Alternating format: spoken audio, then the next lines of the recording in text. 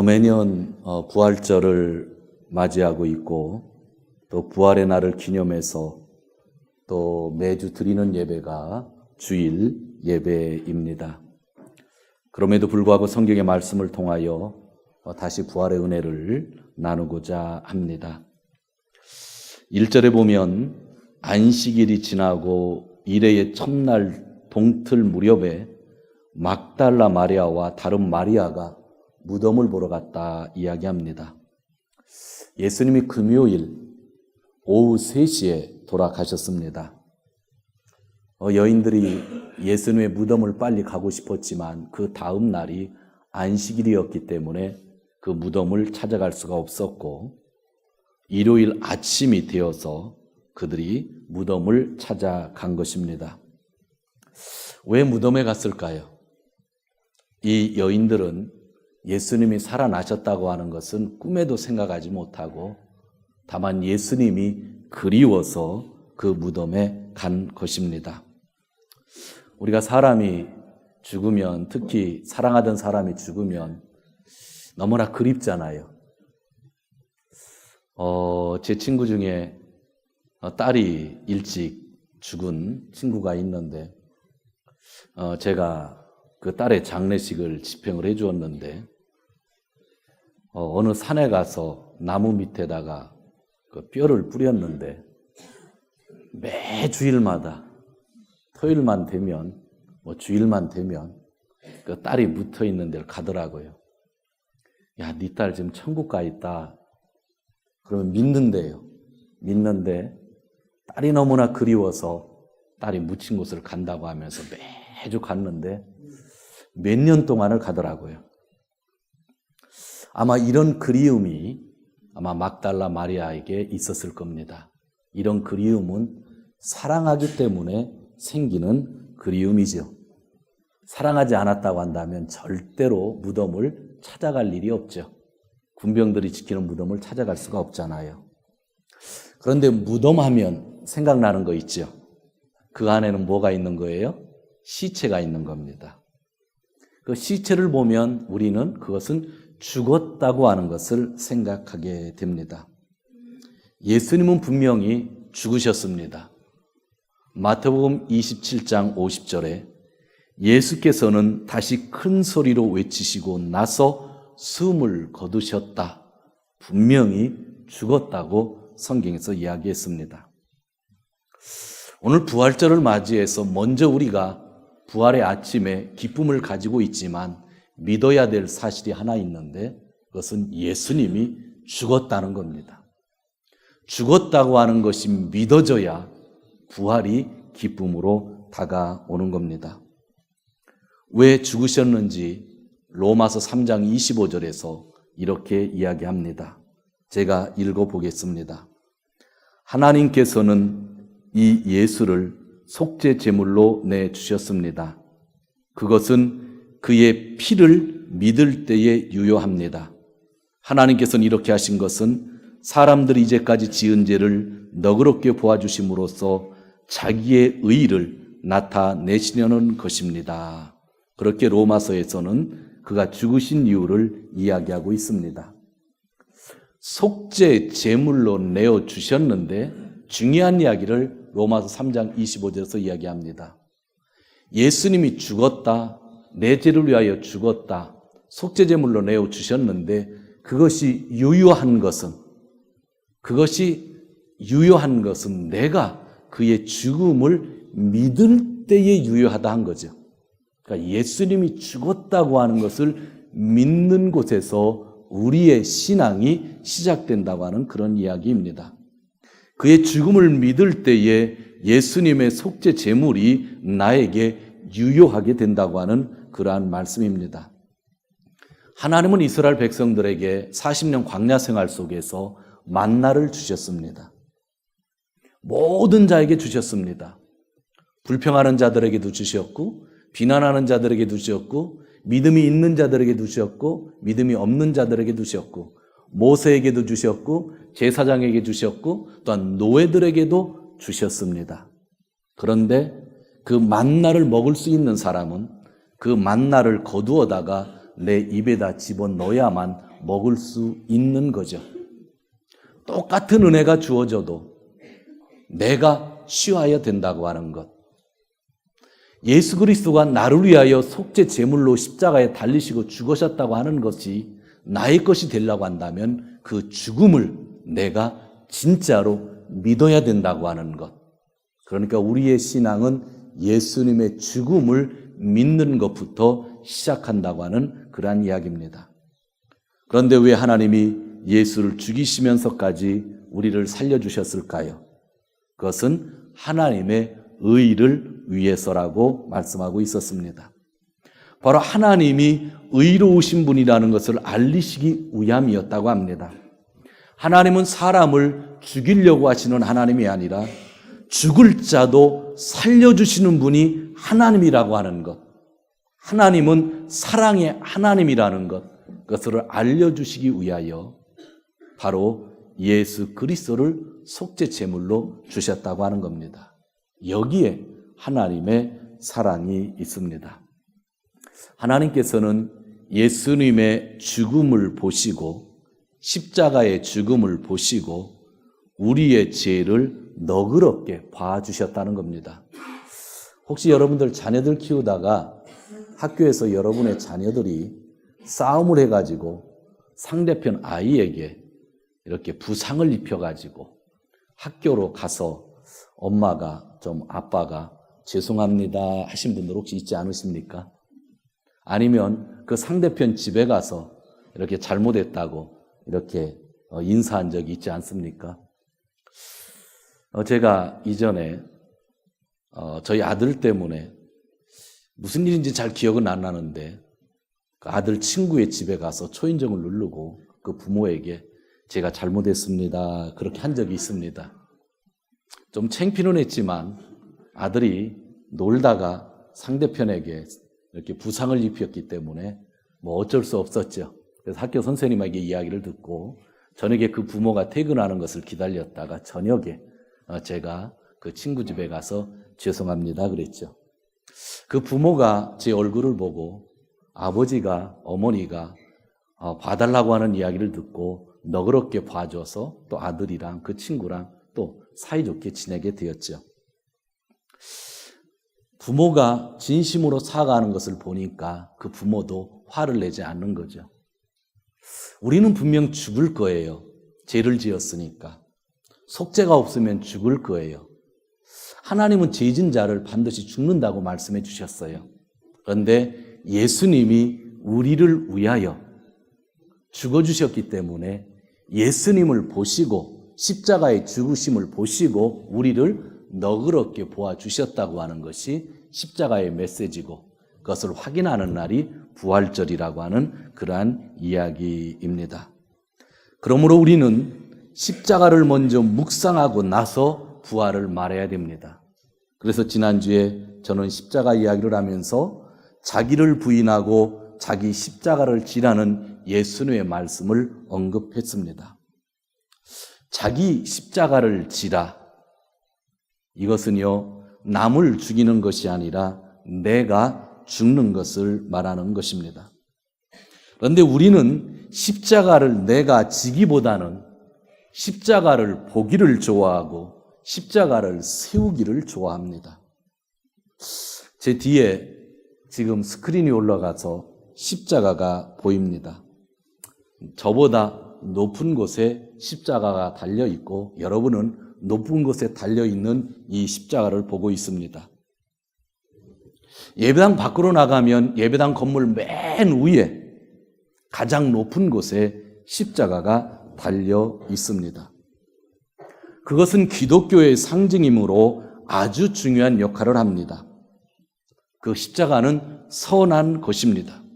그러나 그 선한 상징 때문에 우리는 십자가의 의미를 잃어버릴 때가 너무나 많이 있습니다. 십자가를 세워두고 높은 곳에 놓아두면 그 십자가는 계속 예수님의 십자가고 다른 사람의 십자가라는 겁니다. 예수님은 십자가를 세우고 그 십자가를 보라고 하지 않았습니다. 우리에게 너의 자신의 십자가를 지라고 하셨습니다. 성도 여러분, 예수님은 십자가를 지셨습니다. 그런데 우리는 십자가를 세우고 십자가를 높이 우러러보면서 주님의 십자가를 바라보며 다른 사람의 희생의 십자가를 바라보며 혹시 신앙생활을 하고 있는 것은 아닙니까? 세워진 십자가를 바라보고 그냥 슬피 울고 있는 것은 아닙니까? 사랑하는 성도 여러분, 십자가는 세워두는 게 아닙니다. 높은 곳에 두고 잘 보이는 곳에 걸어놓는 것이 아닙니다. 상징으로서 선한 것이지만 주님의 말씀은 그 십자가는 내가 지는 것이 십자가라 하였습니다. 남의 희생을 보는 것이 아니라 내가 희생하는 것이 신앙생활입니다. 아내에게 희생을 하라고 이야기하지 않고 아이들에게 희생하라고 이야기하지 않고 내가 희생하는 것이 신앙생활이라고 하는 그런 이야기입니다. 이것을 깊이 묵상했던 초대교회 사람들은 예배 초세에 십자가를 세우지 않았습니다. 복음 증거자들은 십자가는 오직 자신이 짊어져야 하는 것을 말하였고, 그래서 사도 바울은 나는 날마다 죽는다 하였습니다. 콘스탄티누스 황제 때 교회가 아주 번성하게 되고 건물이 세워지게 되고 그때부터 십자가는 짊어지는 것이 아니라 보는 십자가로 변해버렸습니다. 오늘은 부활절입니다. 그런데 먼저 그리스도의 죽음을 믿어야만 그 십자가의 속죄가 유효하다고 하는 것, 그것이 오늘 먼저 받아들여야 합니다. 그리고 십자가는 내가 지는 것, 내 자신의 십자가를 지고 가는 사람만이 이 부활절날 기쁨으로 주님을 만날 수 있는 것입니다. 오늘 성경을 보면 부활하신 예수님을 처음 만난 사람은 막달라 마리아였습니다. 그것이 오늘 1절에서 10절에 나오는 이야기입니다. 그 여인이 부활하신 주님의 첫 번째 증인이 되었습니다. 여기에 남자보다 여자분들이 더 많이 앉아 계십니다. 요즘은 남자보다 여자분들이 더 힘이 있다 이야기합니다. 그런데 아직까지도 사회 시스템은 여자분들이 더 많은 차별을 받고 있습니다. 그런데 당시 2000년 전에 여자분들은 수많은 차별 속에 있었습니다. 당시 남자였던 유대인들이 기도할 때에 어떤 기도를 했냐면, 내가 이방 사람으로 태어나지 않은 것 하나님 감사합니다. 하나님, 내가 여자로 태어나지 않은 것 감사합니다 하고 기도를 했습니다. 하나님이 그 기도를 들어주셨을까요? 그런데 그 당시 유대인 남자들은 그렇게 기도를 했습니다. 그런 정도로 여자들은 사회에서 차별을 받고 있었죠. 그때가 예수님이 사시던 때입니다. 그렇기 때문에 그 여인들은 법정에서 증인으로도 채택이 되지 않았습니다. 우리가 무슨 강도 사건이든지 살인 사건이 있었을 때에 조그만 유아들이 법정에 서도 그 증인을 증거로서 채택하지 않습니다. 왜냐하면 너무나 조그만 아이니까. 근데 당시에는 여자들이 20세가 되고 30세가 되고 아무리 똑똑해도 법정에 서서 증인으로서 증거해도 그렇게 유효하지 않았을 정도로 그렇게 여자들이 차별을 받던 시대입니다. 그런데 오늘 성경에는 부활의 첫 증인으로서 막달라 마리아라는 여인을 이야기하고 있습니다. 당시 유대 사회 속에서는 여인이 증인이 되면 효과가 없는 것인데 성경은 여인을 첫 증인으로 세우고 있는 것입니다.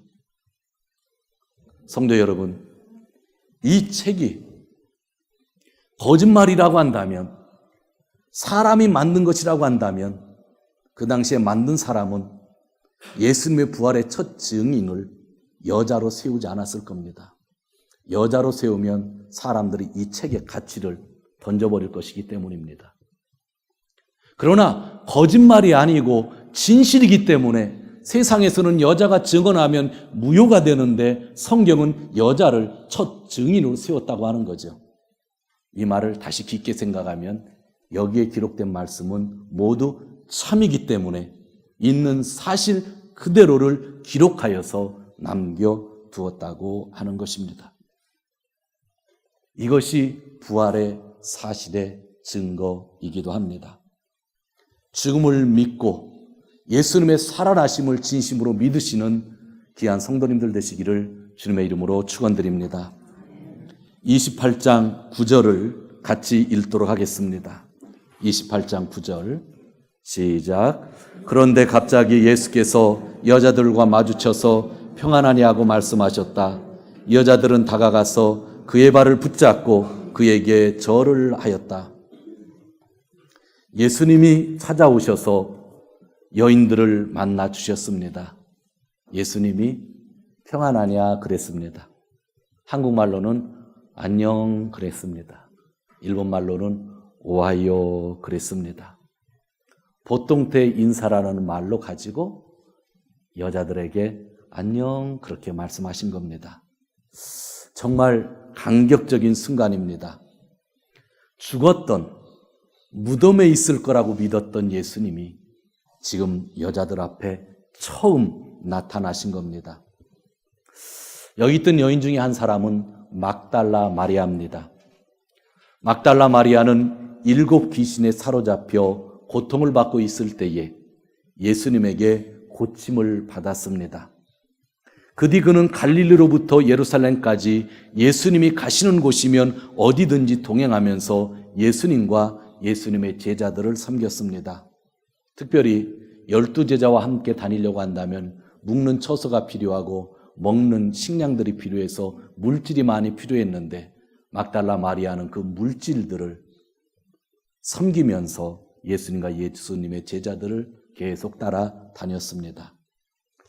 십자가에 달렸을 때에 예수님의 모든 제자들이 도망가고 요한 한 사람만이 그 십자가 밑에 있었는데 이 막달라 마리아도 제자들은 도망갔음에도 불구하고 십자가 밑에 있었습니다. 아리마대 요셉이라는 사람이 자기의 무덤에 예수님의 시체를 집어넣을 때에 그것을 지켜보았던 여인이 누구냐 하면 또 막달라 마리아입니다. 장사 지낼 때도 있었고 또 그 다음에 장사가 끝난 다음에 무덤에 제일 먼저 달려간 사람도 막달라 마리아였습니다. 이 여인은 예수님의 선교활동, 고난, 십자가, 죽음 그리고 그 무덤까지 예수님을 따라다녔습니다. 막달라 마리아만큼 예수님을 끝까지 따라다니며 그렇게 활동했던 사람은 없을 것입니다. 그 막달라 마리아에게 예수님이 부활하신 후 처음 나타나셨습니다. 베드로도 아니고 요한도 아니고 막달라 마리아에게입니다. 그리고 안녕하뇨, 평안하뇨, 오하요 하신 겁니다. 이런 감격이 어디에 있겠습니까? 이것이 부활절을 맞이하는 우리가 느껴야 되는 감격이라고 하는 그러한 이야기입니다. 성도 여러분, 예수님을 만나야 우리의 삶이 변합니다. 우리의 삶이 변화되지 않고 변질되고 있는 것은 그분을 사랑하지 않기 때문입니다. 예수님은 진정으로 예수님을 사랑하는 자에게는 언제든지 만나 주시는 분입니다. 사랑하면 그분에게 모든 것을 집중하게 됩니다. 사랑하니까 무덤까지 쫓아간 것입니다. 우리는 가끔 삶을 살면서 우리는 어떻게 살 것인가, 무엇을 할 것인가에 관심이 많습니다. 어떻게 살 것이고 무엇을 할 것인가 관심 없는 사람도 많이 있는데 그렇게 관심이 있다고 하는 것은 훌륭한 사람이겠죠.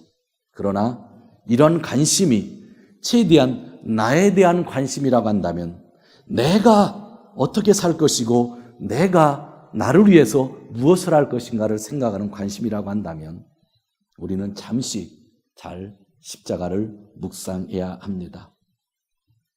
어떻게 살 것인가 고민하다가 주를 위하여 무엇을 할 것인가 고민하다가 선교를 해야지 하면 좋은 것이지만 대부분의 사람들은 어떻게 살 것인가, 무엇을 할 것인가 고민하면서 오직 나에게 관심을 갖는데 그것이 저와 여러분들의 보통의 모습들이기도 합니다. 그래서 우리는 구하는 것이 너무나 많아요. 그러나 예수님이 가르쳐 주신 마태복음 6장의 기도를 보면 구하라고 하는 내용이 참 많지 않아요. 그런데 우리는 너무나 많아요. 예수님의 생각과 우리의 생각이 틀리다고 하는 것을 보게 되죠. 사람다운 사람처럼 살기 위하여 공부를 해야 하고 좋은 대학에 들어갑니다. 하고 싶은 일을 하기 위해 좋은 회사에 취직을 합니다. 그렇게 하기 위하여 돈이 필요하고 어느 때는 좋은 인맥, 사람들의 관계가 필요합니다. 막달라 마리아는 앞으로 내가 어떻게 살 것인가, 무엇을 하고 살 것인가 보다 오직 누군가에만 관심을 가졌습니다. 그 누군가가 바로 예수님입니다.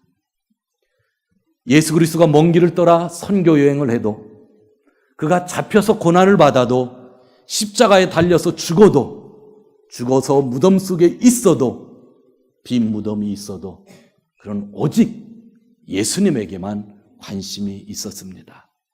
왜요? 예수님을 진정으로 사랑했기 때문입니다. 그렇게 사랑했기 때문에 오늘 예수님이 그 여인에게 제일 먼저 나타나서 만나 주신 것입니다. 이것이 오늘 부활절 우리에게 주시는 하나님의 메시지입니다. 주님을 사랑해야 주님을 만날 수 있는 겁니다. 지식이 아니고 형식이 아니고 앉아 있어서 주님을 만나는 게 아니죠. 오늘은 교회 창립 45주년 되는 날입니다. 1970년 4월 5일 상노미아 전도서로 정식 출발하였는데 그날도 주일날이었습니다. 이 교회는 고 한윤주 장로님의 열정에 의하여 시작되었습니다. 당시 고백교회의 장로님이었는데 고베의 동쪽에도 해방 전에는 한국 교회들이 많이 있었는데 고베의 교회가 하나밖에 남지 않았기 때문에 고베 동쪽의 교회를 재건할 필요성을 느끼고 늘 기도하시고 그 교회에다 재원도 하시고 활동도 하셨습니다. 그때 묵고가 쪽에서 강복도 권사님이 고베에 이사를 오십니다. 강복도 권사님은 귀한 딸 장녀를 하늘나라에 먼저 보냈습니다. 너무나 슬퍼하고 있을 때에 그 남편도 딸의 죽음을 슬퍼하다가 일찍 돌아가셨습니다. 너무나 아픈 마음을 가지고 고베로 이사를 오셨고 큰 상심감을 가지고 살고 있을 때에 한윤주 장로님이 찾아오셔서 이 고베 땅에 교회가 시작되었으면 좋겠다는 이야기를 했고 첫 예배가 한윤주 장로님, 강복도 권사님, 강복도 권사님의 따님인 최혜숙 집사님 3명이 드렸고 그 예배가 저희 교회의 출발이 되었습니다. 한 분은 교회를 재건시키자는 꿈이 있었는데 한 분은 너무나 큰 상심을 가지고 여기에 오셨는데도 불구하고 그 가정집을 예배초소로 제공하게 되고 여러 목사님들과 또한 성도님들이 함께 전도하면서 저희 교회가 시작되었고 그 몇 년 후에 1970년 4월 5일 정식으로 창립 예배를 드렸습니다. 그날 저희 교회에 오셔서 설교해 주신 분이 오다 목사님이라고 일본 분이었는데 한국 이름은 전영목 목사님이십니다. 그런 일본 사람이었는데도 불구하고 한국이 일본의 지배를 받고 있을 때에 한국에 가서 전도하려고 1928년 목포까지 배를 타고 가고 목포를 떠나 서울로 올라가서 경성성서 신학원에서 신학을 하고 1935년에 목사 안수를 받았죠. 그런데 한국에서 추방을 당하게 됩니다. 한국 사람과 함께 독립운동을 한다고 하는 그러한 오해를 사서 한국 사람을 너무나 사랑했기 때문에 일본 경찰에서 추방을 당하고 일본에 와서 또 일본 사람이지만 한국인들을 위해서 전도를 했죠. 후쿠오카 교회에서 사역을 했고 교토 교회에서 사역을 하고 은퇴하시고 1980년에 돌아가셨는데 그 일본 목사님이 한국인의 이름 전영복이라는 이름을 가지고 저희 교회 창립 예배 때 오셔서 설교를 해 주셨습니다. 저희 교회는 그렇게 시작되었고 오늘 48년, 45년이지만 47년, 48년이 지나서 이렇게 부활절날 저희가 예배를 드리고 있습니다. 40, 50년 동안 수많은 분들이 수고를 하셨고 기도를 하셨습니다.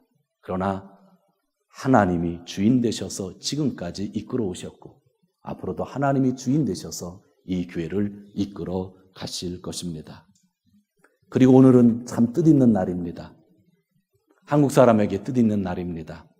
지금부터 130년 전 1885년 4월 5일 그날도 부활절이었는데 제물포항에 인천 제물포항에 아펜젤러와 언두우도가 요코하마에서 머물다가 성경책을 가지고 한국에 도착한 선교의 첫 발을 내딘 날이 바로 오늘 130년 전의 오늘입니다.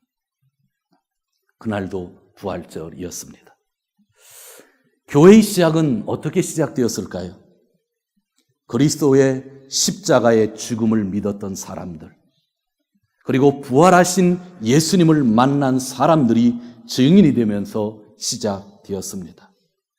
그러므로 교회는 이 원점 안에서 있어야 합니다. 그리스도의 십자가의 죽음을 믿고 부활하신 예수님을 증거하는 것, 그것이 교회입니다. 그리고 그것이 되겠다고 다짐하는 것이 성찬식에 참여하는 것입니다.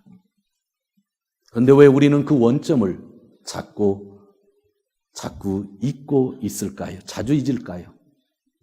사실은 예수님을 깊이 만나지 못하면 잃어버리는 겁니다.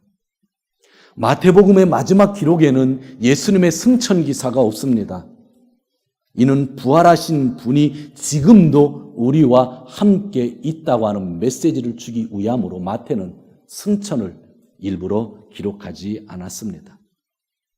그 예수님, 부활하신 주님이 지금 여기 계시다는 것이죠. 우리의 삶 속에서 그분을 만나야 된다는 거죠. 그런데 그분을 어떻게 만날까요?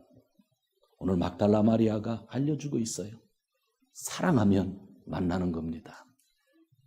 우리가 사람들도 사랑하고 가족들도 사랑해야 되지만 당연하지만 진짜 예수님을 만나야 내가 변화받고 예수님을 만나야 십자가가 감사하고 예수님을 만나야 부활이 믿어지는 거잖아요. 그러기 위해서 예수님 한 분만 눈에 보이고 그분을 사랑해야 돼요. 종교 생활하는 것이 아니에요. 진짜 예수님을 사랑해야 돼요.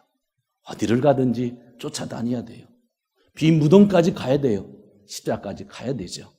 그런 사랑이 있을 때에 주님은 우리에게 오셔서 찾아주셔서 만나 주시는 것입니다. 사랑한다고 하는 것은 적당히 믿는 것을 이야기하는 것이 아니죠. 십자가를 세워놓고 십자가를 바라보는 것이 아니라 남의 십자가를 보면서 남의 희생을 강요하는 것이 아니라 자기 십자가를 내가 지고 가는 것, 그것이 주님을 사랑하는 것입니다. 우리에게 주어진 십자가를 지고 예수님을 사랑한다고 하면 이 교회는 주님이 오시는 날까지 사명을 다할 것입니다. 그러나 우리가 건물과 예배당, 사람과의 관계, 인맥, 돈, 영향력, 명예, 공로, 수고 등에 관심을 가진다면 유럽의 교회들과 같이, 터키의 교회들과 같이 건물만 남을 것입니다. 성도 여러분, 예수님을 끝까지 사랑해 봅시다. 그리고 그분을 만나시고 부활의 증인이 되시는 삶을 사시기를 주님의 이름으로 축원드립니다.